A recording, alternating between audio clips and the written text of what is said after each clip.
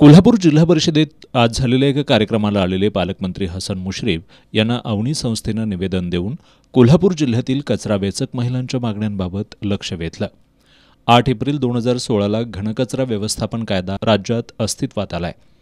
या कायद्यानुसार कचरा वर्गीकरणाची जबाबदारी प्रत्येक नागरिकाची आहे। ओल्या कचऱ्यापासून खत निर्मिती तसंच सुक्या कचऱ्याचा पुनर्वापर करणं अभिप्रेत आहे।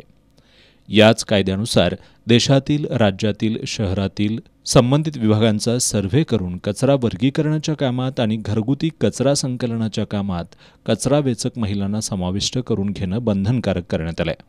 जर कचरा वेचक महिलांचा यामध्ये समावेश करून घेतला तर त्यांचा उदरनिर्वाहाचा प्रश्न सुटेल।